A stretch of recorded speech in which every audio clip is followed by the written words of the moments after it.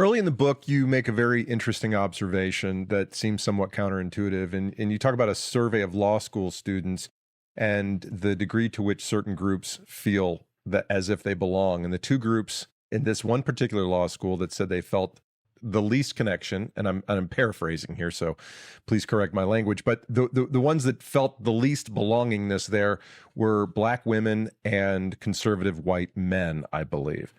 That seems to be Yeah. contradictory. What's going on there? Well, let me ask you, in what way does it seem contradictory? Got demographically contrasting groups, right? So it's not as if one type of person necessarily feels, as if it's not as if there is a monopoly on belongingness by demographics in this situation in that school. Yeah. In this situation. Yeah. I use that example just to make the point that all of us, we're kind of in this moment in American culture that Pete Buttigieg calls a crisis of belonging, where very few people, very few groups feel confident in their belonging. And you have these sort of politically, seemingly diametrically opposed groups, both feeling equally alienated on campus for obviously different reasons.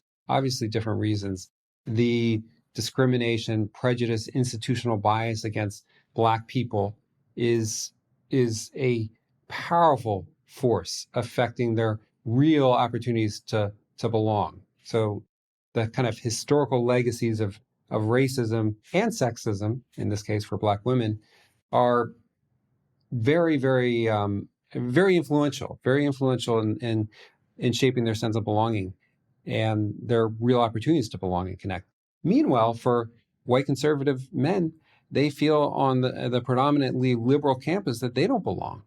And in our interviews with some of them, they say, I can't really express my opinions. I can't really say what I think. I can't really be my true self without condemnation. And so they feel themselves like as though they don't belong either for completely different reasons. And I just use that as an example as how we're kind of in this kind of point in history where very few of us feel tied or connected to, feel that anchorage that helps us to feel like we belong. And very few groups feel confident in their sense of belonging. We seem to be in this era of a crisis of belonging.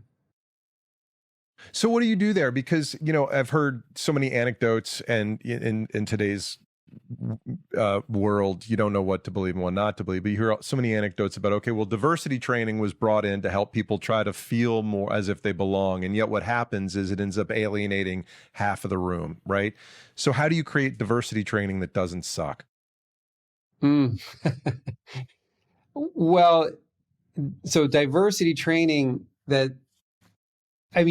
in some ways, diversity training can be effective because it sets new norms. It says, our organization is committed to making diversity work, but that's often not enough.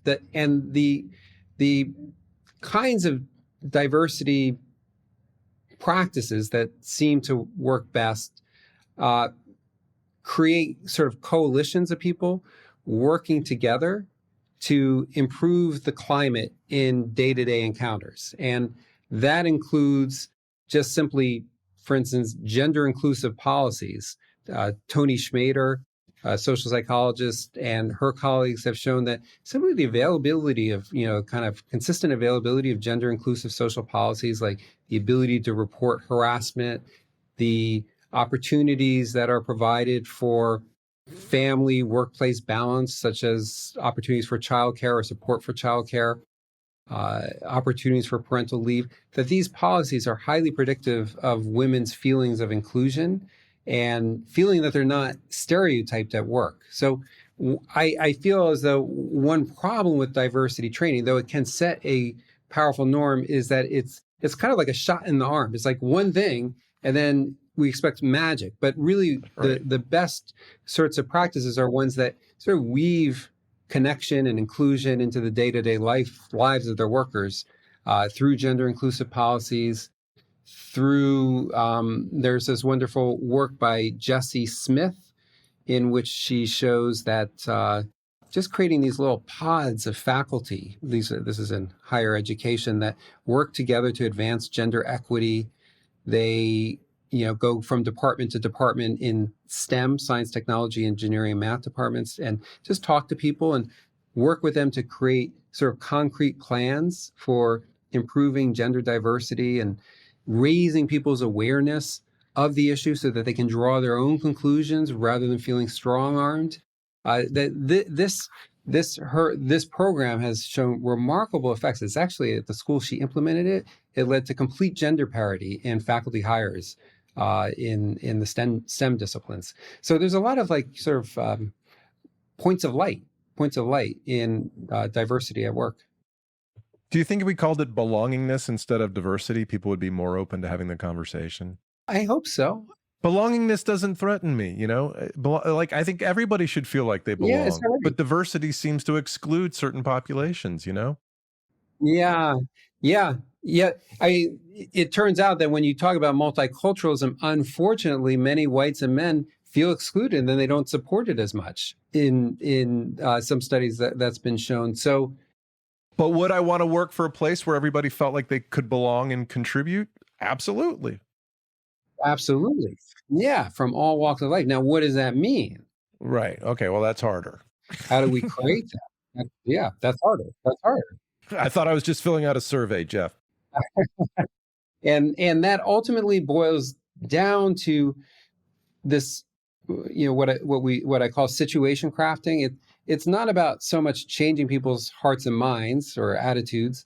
It's about kind of creating day-to-day situations that provide opportunities for inclusion and connection.